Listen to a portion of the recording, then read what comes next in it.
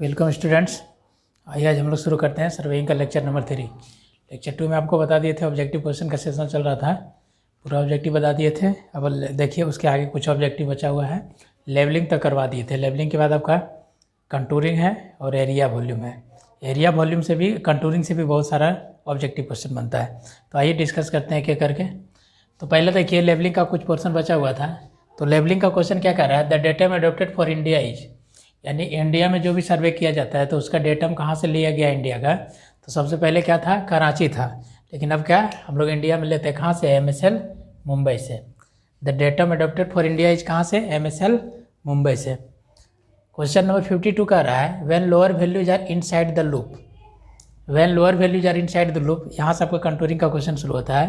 कह रहा है when lower values are inside the loop it indicates, अगर लोअर वैल्यूज इनसाइड रहेगा लूप के तो उसको हम लोग क्या बोलेंगे, हिल बोलेंगे, पॉन्ड बोलेंगे, sloping ground none of these, तो इसको हम लोग क्या बोलते हैं, पॉन्ड बोलते हैं। When lower values are inside the loop it indicates pond. और वही अगर लोअर वैल्यू के जगह क्या रहता है आपका, हायर वैल्यूज रहता है, हायर वैल्यूज। तो हायर वैल्यूज रहता है तो क्या हो जाता है, जस्ट अपोजिट हिल हो जाता है। इसको याद रखिएगा, दोनों में एक कोई पूछता ही है। तो when lower values are inside the loop क्या होगा, पॉन्ड कहलाएगा। यानी पॉन्ड मतलब तालाब, कहीं गड्ढा है तो उसका जो हायर वैल्यू होगा इनसाइड द लूप होता है। और ये जो अगर क्या है, अगर हायर वैल्यूज आपका इनसाइड द लूप है तो हिल होगा, और लोअर वैल्यूज अगर इनसाइड द लूप है तो क्या होगा, पॉन्ड होगा। क्वेश्चन नंबर 53 में कह रहा है the horizontal distance between two consecutive contour is termed है, यानी the horizontal distance between two consecutive contour is termed as. अब देखिए कंटूर क्या होता है, कंटूर क्या होता है, the line passing through equal elevation. हम लोग कंटूर को अगर सिंपल एक वर्ड में बोले कि कंटूर क्या होता है तो हम लोग क्या बोलेंगे, line passing through equal elevation. Equal elevation मतलब क्या, हाइट, यानी इक्वल हाइट पे the line passing through equal elevation, the line passing through equal elevation is known as contour. यानी कंटूर क्या होता है, the line passing through equal elevation is known as contour. यानी contouring किसको बोलते हैं, तो वैसा लाइन जो क्या हो इक्वल एलिवेशन से पास करे, उस लाइन को सबको आपस में मिला देते हैं, जो मैप बनता है उसको बोलते हैं हम लोग कंटूर मैप। तो कह रहा है the horizontal distance between two consecutive contours. Consecutive मतलब लगातार, एक कंटूर और दूसरा कंटूर, दोनों कंटूर के बीच जो हॉरिजेंटल डिस्टेंस होगा उसको हम लोग क्या बोलेंगे। इसको ऐसे समझिए कि the horizontal distance between two consecutive contours,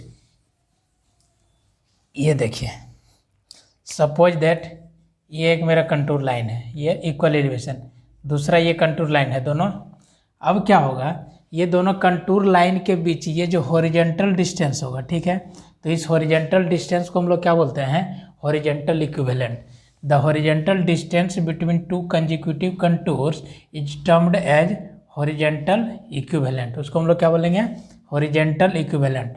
और वही अगर आपका क्या रहता है कि the vertical distance between two consecutive contours, यानी ये दोनों कंटूर्स हैं ना, तो ये दोनों कंटूर्स के बीच जो वर्टिकल डिस्टेंस होगा उसको क्या बोलेंगे। इसको ऐसे समझिए, ये कंटूर हम लोग बनाए कैसे हैं, सपोज दैट इस तरह से मान लिया जाए ये कोई हिल खड़ा है, ठीक है, ये हिल आपका ग्राउंड पे खड़ा हुआ है। एक यहाँ क्या कर रहा है कि कंटूर होता है equal line passing through equal elevation, यहाँ जो हाइट है वहाँ जो हाइट है उसी लाइन से ये पास कर रहा है, ये पास कर रहा है। अब इसको टॉप से देखिएगा तो ये देखिए इस तरह का दिखेगा ना, ये छोटा वाला पोर्शन इस तरह का ये दिखेगा, ये इसको बना दिए बड़ा वाला पोर्शन। तो ये दोनों के बीच क्या होगा, एक वर्टिकल डिस्टेंस भी होगा और दोनों के बीच हॉरिजेंटल डिस्टेंस भी होगा। तो ये दोनों के बीच जो दिख रहा है आपको 3D में ऐसे समझिए, ये जो दोनों है हिल है, तो ये हिल के बीच ये दोनों के बीच जो हॉरिजेंटल डिस्टेंस होगा, एक तो वर्टिकल डिस्टेंस हो गया ये डिस्टेंस यहाँ से यहाँ तक, ये डिस्टेंस, ये जो डिस्टेंस आपको दिख रहा है ये डिस्टेंस कहलाया जाएगा वर्टिकल डिस्टेंस। लेकिन हॉरिजेंटल डिस्टेंस भी दोनों के बीच कुछ होगा, कैसे होगा हॉरिजेंटल में, तो ये बहुत कम छोटा है और इसका डायमीटर क्या होगा, ज़्यादा होगा। तो एक छोटा वाला डायमीटर और दूसरा बड़ा वाला डायमीटर, तो ये दोनों के बीच कुछ ना कुछ डिस्टेंस होगा ना, तो उस डिस्टेंस को हम लोग क्या बोलेंगे, हॉरिजेंटल डिस्टेंस। तो वही कह रहा है the horizontal distance between two consecutive contours is known as horizontal equivalent.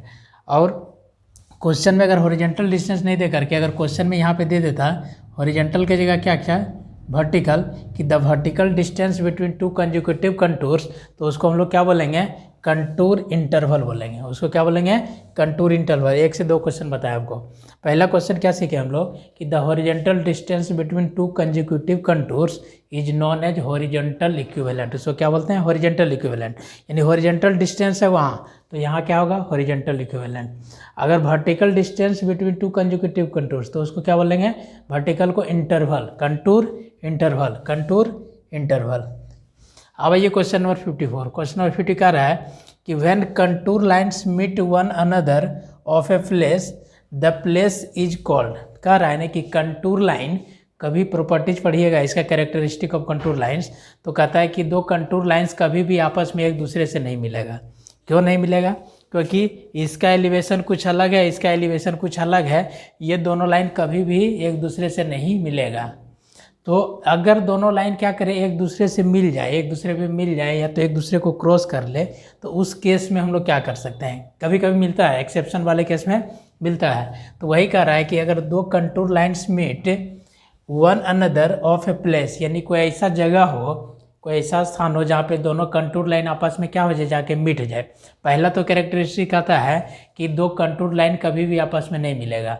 क्यों नहीं मिलेगा, क्योंकि इसका एलिवेशन कुछ अलग होता है, इसका एलिवेशन कुछ अलग होता है, तो मिलने का कोई सवाल ही नहीं है। लेकिन हो सकता है कि ऐसा केस है जब क्या हो, मिल सकता है। तो किस केस में मिलेगा, तो उस केस को हम लोग क्या बोलेंगे कि when contour lines meet one another of a place that place is known as overhanging cliff. इसको याद रखना है, इंपॉर्टेंट है बहुत, कि अगर ओवरहैंगिंग क्लिफ का केस रहे तो वहाँ पे दो कंटूर लाइन आपस में क्या हो सकता है, मिल सकता है, एक दूसरे को कट कर सकता है। तो क्वेश्चन नंबर 54 का आंसर क्या हो जाएगा, डी। अब आइए question number 55। Question number parallax में भी एलिमिनेटेड बाय। अब पैरालेक्स क्या होता है, तो आपको बताए थे पिछले क्लास में कि पैरालेक्स एक एरर है ना, एरर होता है। वो पैरालेक्स एरर अगर हो गया तो आपको क्या होगा, ये ऑब्जेक्ट हिसाब से नहीं दिखेगा। तो ऑब्जेक्ट को हिसाब से दिखना है तो क्या करना पड़ेगा, जो ऑब्जेक्ट पीस है उसको भी क्लियर करना पड़ेगा, और जो आई पीस है उसको भी फोकसिंग करना पड़ेगा। तो कह रहा है कि पैरालेक्स में भी एलिमिनेटेड, फोकसिंग करेंगे आई पीस को, करेंगे फोकसिंग करेंगे ऑब्जेक्ट को, करेंगे। तो ऑप्शन क्या हो जाएगा, बी, बोथ। ऑप्शन क्या हो जाएगा, बी। क्वेश्चन नंबर 56 का रहा है कि the imaginary line joining the points of equal elevation. ये भी पिछले क्लास में आपको बताए होंगे शायद कि द लाइन, यानी वैसा एक imaginary line join the points of equal elevation. अगर इक्वल एलिवेशन है तो उसको हम लोग क्या बोलते हैं, इक्वल मतलब आइसोजोनिक, और यहाँ पे जीरो रहता है, ठीक है, तो उसको हम लोग क्या बोलते हैं, एजोनिक्स। नहीं सॉरी, ये एलिवेशन का बात कर रहा है, वहाँ पे था डिक्लिनेशन का, ये नहीं होगा, ये एलिवेशन का बात कर रहा है। यहाँ पे क्या कर रहा है कि the imaginary line joining the points of equal elevation कर रहा है यहाँ पे। और वहाँ पे क्या था कि the line passing the equal declination, तो इक्वल डिक्लिनेशन था तो उसको आइजोनिक बोले, और जीरो डिक्लिनेशन है तो उसको बोलेंगे क्या चीज़, एजोनिक। अब यहाँ पे क्या है, पॉइंट्स ऑफ इक्वल एलिवेशन, ये सब चीज़ ध्यान में रखना है। ये क्या है, पॉइंट्स ऑफ इक्वल एलिवेशन। तो पॉइंट्स ऑफ इक्वल एलिवेशन से पास कर रहा है तो उस लाइन को हम लोग क्या बोलेंगे, अभी देखिए आपको कुछ देर पहले बताया ना, कंटूर क्या होता है, the line passing through equal elevation. तो वही हो जाएगा, the line joints the points of equal elevation is known as. अब आइसोजेनिक होगा, या तो मैप होगा, या तो कंटूर लाइन होगा, या तो नन ऑफ दीज होगा। तो यहाँ पे आंसर क्या हो जाएगा, कंटूर लाइन। इसमें देखिए कंफ्यूज नहीं हो जाएगा, 3 टर्म आएगा। पहला क्या हो गया कि the line passing through equal elevation. अगर कोई लाइन इक्वल एलिवेशन से पास कर रहा है तो उस लाइन को हम लोग कौन सा लाइन बोलते हैं, कंटूर लाइन बोलते हैं। दूसरा बोलेंगे the line passing through equal declination, यानी वैसा लाइन जो क्या हो, इक्वल डिक्लिनेशन पे हो, इक्वल डिक्लाइन हो, तो उसको हम लोग बोलते हैं आइसोजोनिक लाइन। और द लाइन क्या हो, जीरो डिक्लिनेशन हो, तो उसको हम लोग क्या बोलते हैं, एजोनिक लाइन। तो ये तीनों में इंपॉर्टेंट है, तीनों में कोई एक ना एक पूछता ही है। तो यहाँ पे क्या हो गया, the imaginary line joining the points of equal elevation is known as contour line. अब आइए क्वेश्चन नंबर 57। क्वेश्चन नंबर 57 का रहा है विच of the following method estimates best the area of irregular and curved shape. अब ये आ गया आपका question number last module का, तो इतना क्वेश्चन पॉसिबल है आपका इसमें बनेगा कंटूर्स में। Which of the following method estimate best the area of an irregular curved, irregular और कर्व्ड सरफेस। अगर एरिया आपका इरेगुलर हो, और एरिया आपका कर्व्ड सरफेस हो तो वहाँ पे हम लोग किस फॉर्मूला लगा करके क्या करेंगे, एरिया को कैलकुलेट करेंगे। तो अगर आपका क्या है, एरिया अगर डिफिनिट शेप हो आपका तो वहाँ पे हम लोग क्या करते हैं, ज्योमेट्रिकल फार्मूला लगा करके एरिया निकाल लेते हैं। बट आपका एरिया अगर इरेगुलर हो तो वहाँ पे हम लोग क्या करते हैं, जो एरिया निकालते हैं तो उसके लिए बहुत सारा डिफरेंट मेथड्स होता है। तो उस मेथड्स में बोल रहा है कि कौन सा मेथड से हम लोग निकालेंगे। तो पहला कहता है कि बेस्ट कौन होता है, ट्रापेजॉइडल मेथड होता है, सिम्पसन मेथड होता है, एवरेज ऑर्डिनेट होता है, मिड ऑर्डिनेट होता है। तो इसमें क्या कर रहा है, द बेस्ट रिजल्ट, यानी बेस्ट रिजल्ट इस चारों मेथड में कौन देता है, सबसे तो एरिया निकालेंगे। ट्रापेजॉइडल से भी निकाल सकते हैं इरेगुलर का एरिया, सिम्पसन से भी निकाल सकते हैं, एवरेज ऑर्डिनेट से भी निकाल सकते हैं, मिड ऑर्डिनेट से भी निकाल सकते हैं। बट एक्यूरेट रिजल्ट कौन देगा, तो एक्यूरेट रिजल्ट आपका कौन देगा, सिम्पसन मेथड देगा, सिम्पसन मेथड, इसको याद रखना है। अब देखिए क्वेश्चन नंबर 58 कह रहा है, the area of an irregular shape can be accurately obtained with the help of, यानी अगर इरेगुलर शेप है तो उसका एरिया आपको कैलकुलेट करना है तो किसके हेल्प से करेंगे, प्लानीमीटर से करेंगे, पेंटाग्राफ से करेंगे, बोथ ए एंड बी से करेंगे, नन ऑफ दिस से करेंगे। लास्ट चैप्टर में आपको पढ़ाए होंगे इरेगुलर शेप का एरिया हम लोग कैसे निकालते हैं, तो वहाँ पे आपको बताएंगे ये प्लानीमीटर के बारे में बताए थे, पोलर प्लानीमीटर या मास्टर प्लानीमीटर।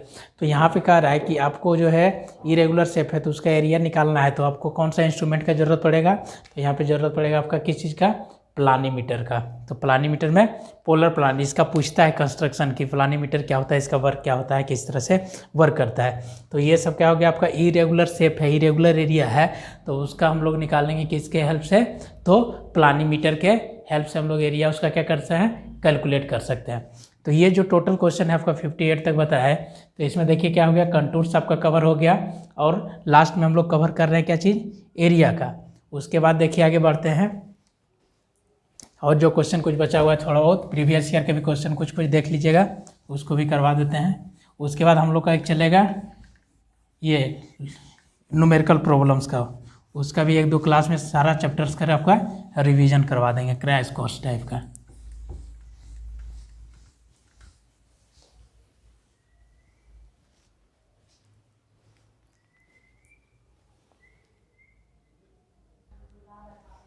देखिए क्वेश्चन नंबर 59 क्या कर रहा है कि Simpson's rules for computing area is applicable only when ordinates are, यानी सिम्पसन रूल हम लोग कहाँ पे लगाएंगे, ऑर्डिनेट्स जब ऑड होगा तब लगा सकते हैं, इवन होगा तब लगा सकते हैं, आइदर ए और बी या तो ऑड इवन कहीं भी।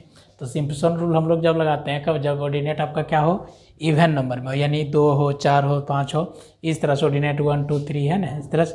तो 1 2 3 4 5, 5 में नहीं लगेगा, 6 रहेगा ऑर्डिनेट, तब हम वहाँ पे क्या करेंगे, सिम्पसन रूल को लगा सकते हैं। क्वेश्चन नंबर 60 का रहा है कि which of the following is equal to 1 एकड़, यानी 1 एकड़ किसके बराबर बना है, वो 1 एकड़ जो होता है 840 स्क्वायर यार्ड के बराबर होता है, इतना पूछा हुआ ये सब क्वेश्चन है। तो ये क्या होता है, 4840 स्क्वायर यार्ड के बराबर। अब देखिए क्वेश्चन नंबर 61, क्वेश्चन नंबर 61 का रहा है कि 1 हेक्टेयर ऑफ एन एकड़ इन इक्विवेलेंट टू, 1 हेक्टेयर आपका जो होता है कितने के बराबर होता है, इतना 10,000 स्क्वायर मीटर के बराबर होता है। ये सब कुछ डाटा है, कभी कभी पूछ देता है 1-2 क्वेश्चन इस टाइप का कि डेटा से रिलेटेड, तो फीट इंच ये सब रिलेशन देख लीजिएगा, ये सब चीज़ कभी कभी एक आध क्वेश्चन आपको पूछ देगा। तो इस तरह से आपका ये लगभग ऑब्जेक्टिव क्वेश्चन सारा करवाए। अब हम लोग डिस्कस करते हैं कि सब्जेक्टिव में हम लोग को किस तरह से पढ़ना चाहिए, कहाँ से पढ़ना है।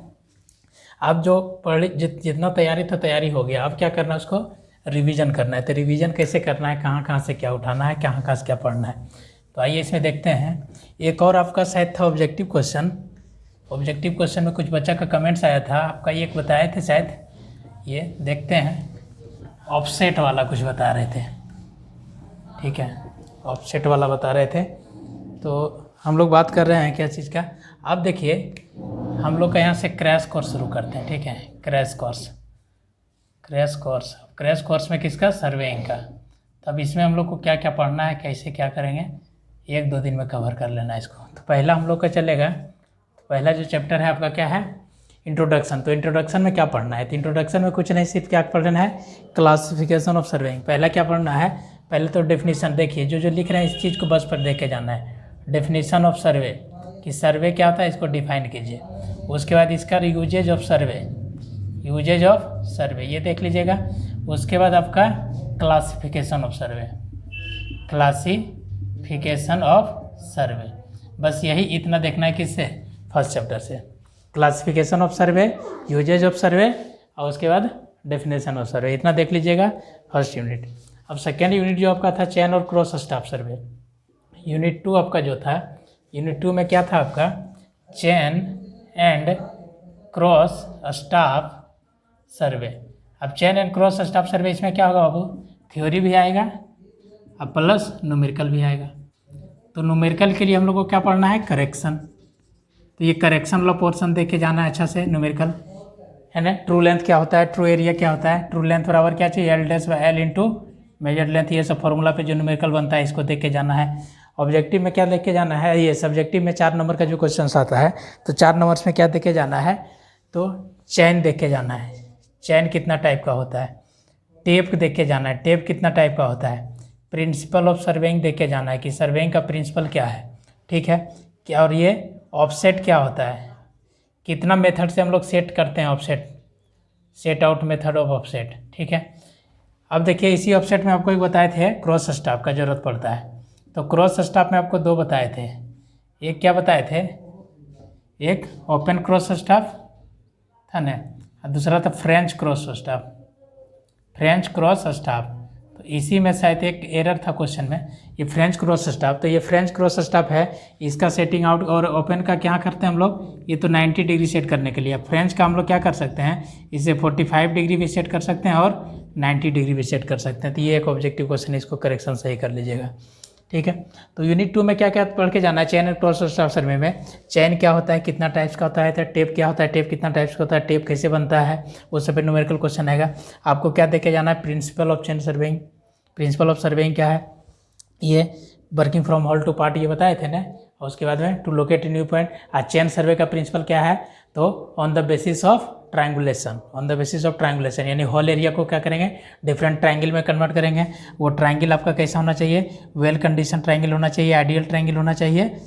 ये सब चीज़ बताए हुए हैं, ऑब्जेक्टिव क्वेश्चन में बताए थे, well condition triangle, ideal triangle और इल ट्रायंगल। तो वो ट्रायंगुलेशन में करते हैं। ट्रायंगुलेशन करने के बाद फिर हम लोग क्या करते हैं, मेजरमेंट करेंगे। मेजरमेंट करने के लिए जो इंस्ट्रूमेंट यूज होगा तो टेप और चेन यूज होगा। तो चेन के बारे में पढ़ लेंगे, टेप के बारे में पढ़ लेंगे। उसके बाद जब मेजर करेंगे तो मेजर करने के बाद क्या होगा, कुछ एरर आएगा।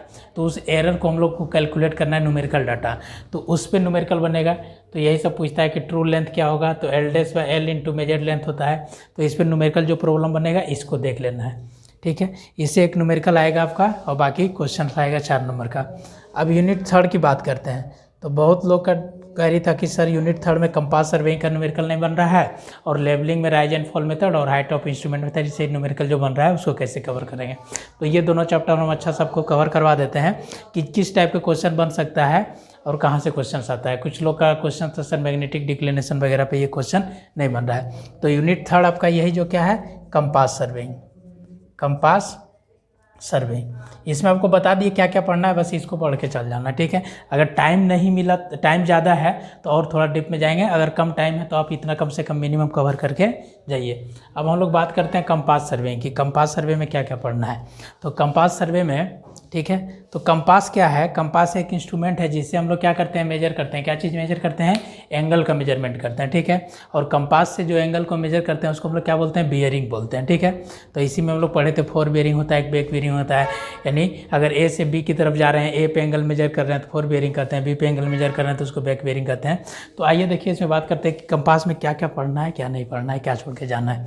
अब देखिए कंपास सर्वेइंग की बात करते हैं। तो कंपास में सबसे पहला कि इसका प्रिंसिपल पढ़िएगा कि प्रिंसिपल ऑफ कंपास सर्वे क्या होता है। प्रिंसिपल ऑफ कंपास सर्वे क्या होता है वो, तो प्रिंसिपल ऑफ कंपास सर्वे होता है ट्रावर्सिंग। ट्रावर्सिंग एक वर्ड में बोले तो प्रिंसिपल ऑफ कंपास सर्वे क्या होता है, ट्रावर्सिंग। उसके बाद आता है कि इंस्ट्रूमेंट हमको क्या क्या चाहिए कंपास सर्वे करने के लिए। तो इंस्ट्रूमेंट आपका कंपास सर्वे में आपका क्या क्या चाहिए, तो इंस्ट्रूमेंट आपका 2 चाहिए। पहला क्या चाहिए, एक प्रिज्मेटिक कंपास चाहिए, प्रिज्मेटिक कंपास चाहिए, और दूसरा सर्वेयर कंपास चाहिए। यही 2 इंस्ट्रूमेंट है, सर्वेयर कंपास चाहिए, यानी ये 2 कंपास की ज़रूरत पड़ेगा। तो सबसे पहला चीज़ तो ये दोनों में डिफरेंस आपको पूछेगा। ऑब्जेक्टिव सेशन में बताए थे प्रिज्मेटिक कंपास और सर्वेयर कंपास में क्या डिफरेंस है, ठीक है। तो इसको याद करके जाइएगा, प्रिज्मेटिक कंपास और सर्वेयर कंपास। दूसरा एक क्वेश्चन यहाँ से पूछता है डिफरेंस वाला में कि जो फर्स्ट चैप्टर बताया ना, तो इसमें आपको पूछ देगा कि प्लेन सर्वेइंग और जियोडेटिक सर्वेइंग में क्या डिफरेंस है, प्लेन सर्वेइंग और जियोडेटिक सर्वे में क्या डिफरेंस है, नहीं तो प्रिज्मेटिक कंपास और सर्वेयर कंपास में क्या डिफरेंस है। अब बाकी जो चैप्टर 2 का बताया ना, तो जब हम लोग सर्वेइंग करेंगे तो इसमें बहुत सारा टर्म्स जो आता है, बेस लाइन क्या होता है, टाई लाइन क्या होता है, चेक लाइन क्या होता है, स्टेशन किसको बोलते हैं, ये सब के बारे में इस पे पूछता है। और इस पे भी एक न्यूमेरिकल बनता है जो ऑफसेट मेथड से करते हैं, वो बताएंगे लास्ट में आपको कि जो न्यूमेरिकल है उसका एरिया कैसे कैलकुलेट करते हैं सर्वे करने के बाद। यूनिट 3 की बात कर रहे थे हम लोग कंपास में, तो इसमें प्रिंसिपल पढ़ लेंगे। इंस्ट्रूमेंट ऑफ क्या चाहिए, प्रिज्मेटिक कंपास और सर्वेयर कंपास यूज होता है। तो सबसे पहली बात, प्रिज्मेटिक कंपास और सर्वेयर कंपास दोनों में डिफरेंस क्या है, इसको बेसिक से समझना है। देखिए पॉइंट्स कुछ ना, इसको याद रखना है कि कंपास 2 टाइप का होता है, एक प्रिज्मेटिक कंपास होता है, एक सर्वेयर कंपास होता है। अब देखिए इंस्ट्रूमेंट से भी आपको वाकिफ करवा देते हैं, आप देख लीजिएगा तो हो सकता है ये चीज़ याद रहेगा। ये जो कंपास देख रहे हैं इसको हम लोग क्या बोलते हैं, प्रिज्मेटिक कंपास। अब प्रिज्मेटिक कंपास क्यों बोलते हैं, तो इसमें क्या लगा हुआ है, यहाँ पे देखिए प्रिज्म लगा हुआ है। प्रिज्मेटिक कंपास इसको इसलिए बोलते हैं कि इसमें क्या लगा हुआ है, प्रिज्म लगा हुआ है। सबसे पहला डिफरेंस प्रिज्मेटिक कंपास और सर्वेयर कंपास में क्या बोलिएगा कि प्रिज्मेटिक कंपास में प्रिज्म लगा हुआ रहता है, सर्वेयर कंपास में प्रिज्म नहीं लगा हुआ रहता है।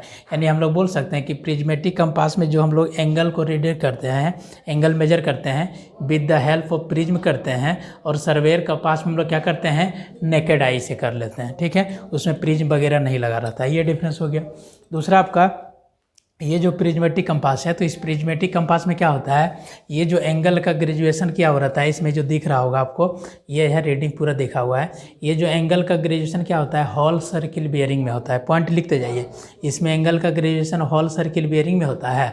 और ये सर्वेयर कंपास में क्या होता है, एंगल का ग्रेजुएशन क्वाड्रेंट बियरिंग में होता है।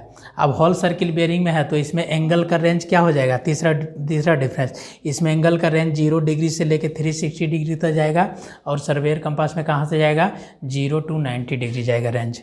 उसके बाद इसमें 0 डिग्री मार्क किया रहता है कहाँ पे, साउथ पोल पे, और उस पर जो 0 डिग्री मार्क किया रहता है कहाँ पे, ईस्ट और वेस्ट दोनों पोल पे रहता है, बाकी पे 90 डिग्री रहता है। ये बताए थे, नॉर्थ और साउथ पे 0 रहता है, बाकी ईस्ट वेस्ट पे 90 रहता है।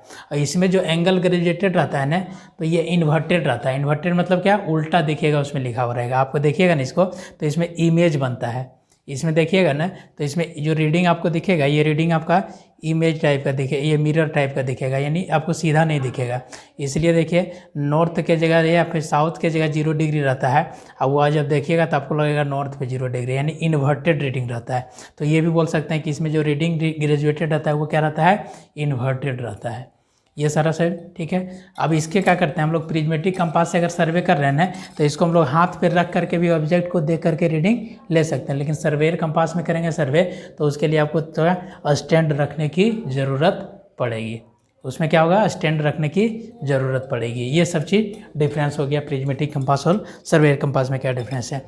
तो ये तो थ्योरेटिकल पोर्शन हो गया। अब न्यूमेरिकल कहाँ से बनता है, न्यूमेरिकल क्या बनेगा।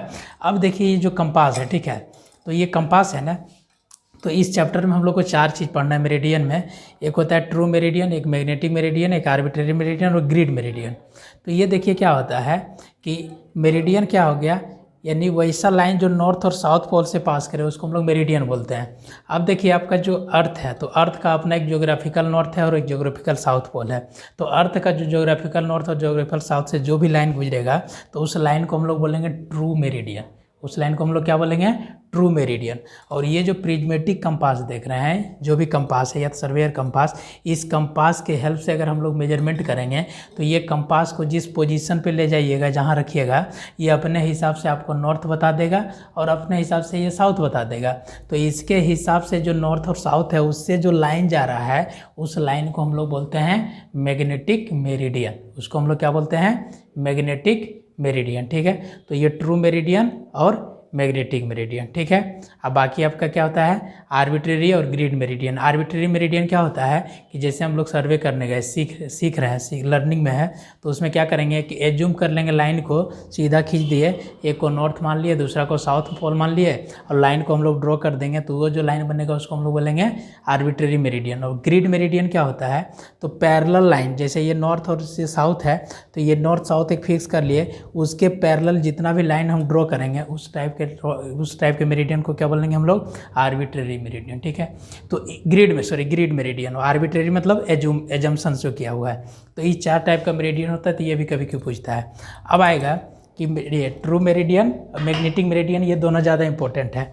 अब देखिए हम लोग बात कर रहे थे यहाँ पे ट्रू मेरिडियन और हम लोग बात कर रहे हैं क्या चीज़ का, मैग्नेटिक मेरिडियन का। फिर से इसको एक बार समझाएंगे, मैग्नेटिक मेरिडियन। अब ये समझिए मेरिडियन जस्ट क्या है, आपका एक लाइन है। वो कैसा लाइन है, जो नॉर्थ पोल से पास होता है और साउथ पोल से पास होता है।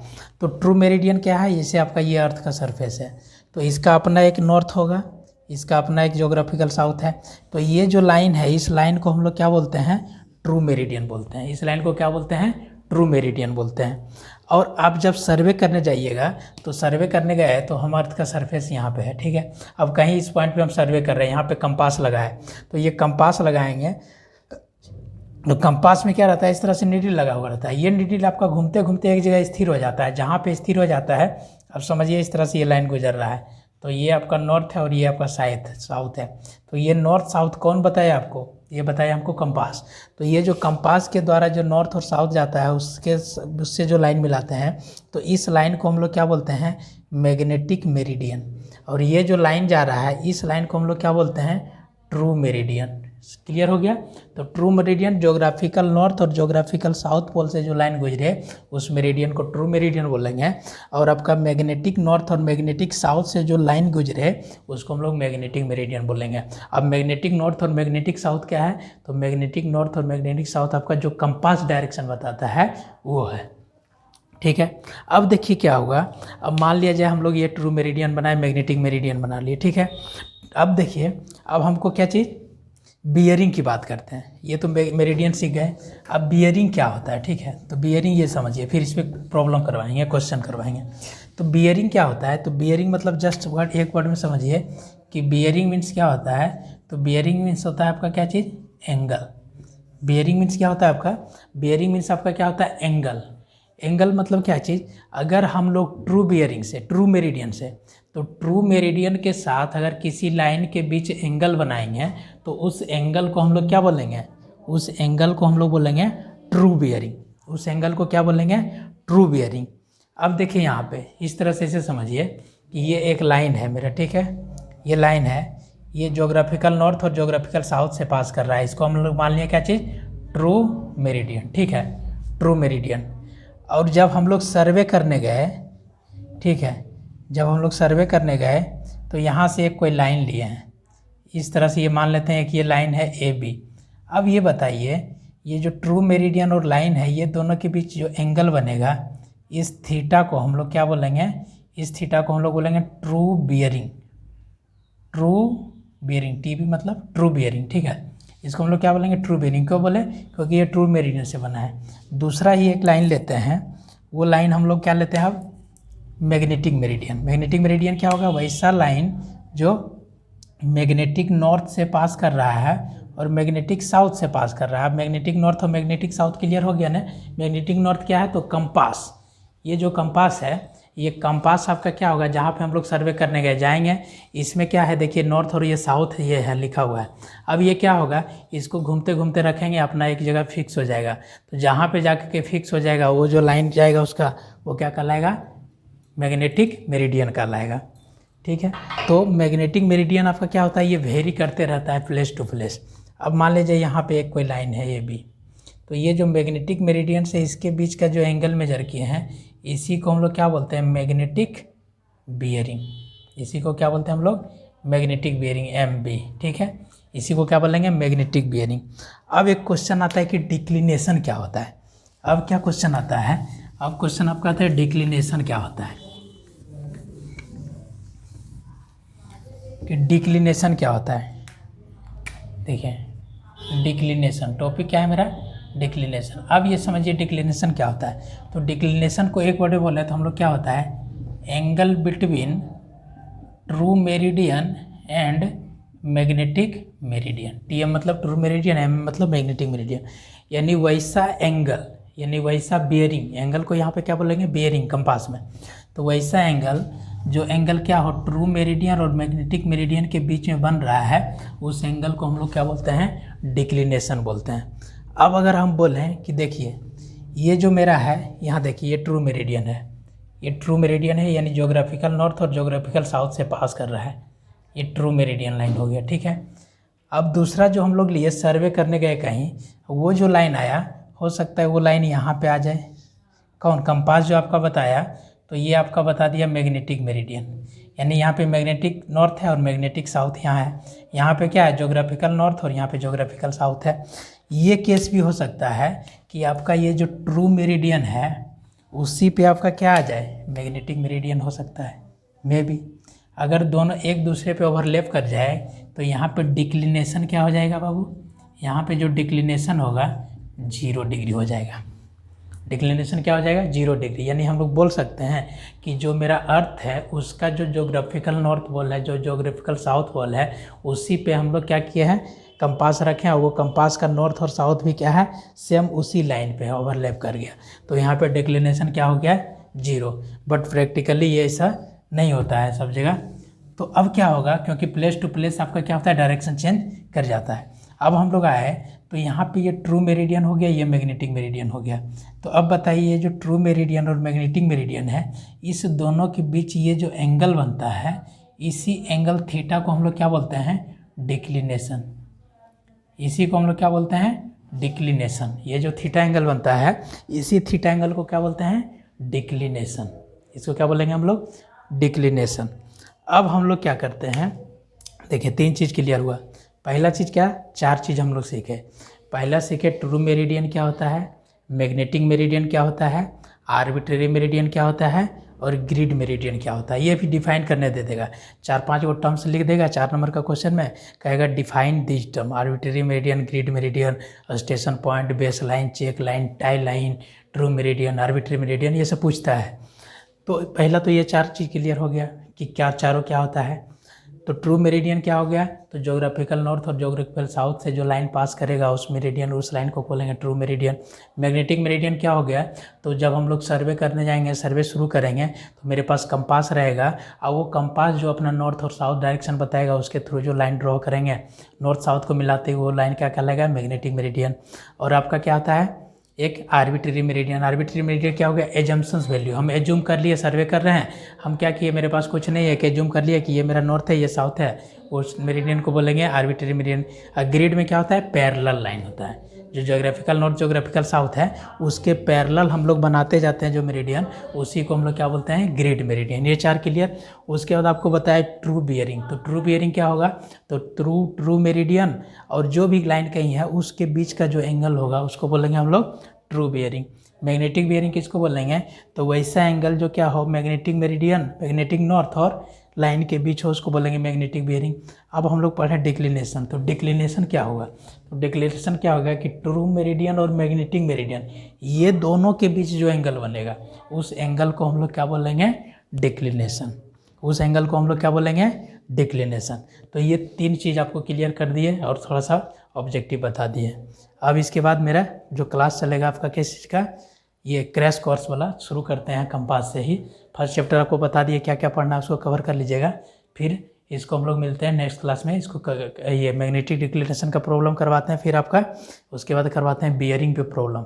बियरिंग से 2 क्वेश्चन आता है, एक एंगल कैलकुलेट करने वाला आता है, एक लोकल अट्रैक्शन आता है। तो लोकल अट्रैक्शन भी समझा देंगे बहुत अच्छा से कि किस तरह से बनाना है क्वेश्चन को।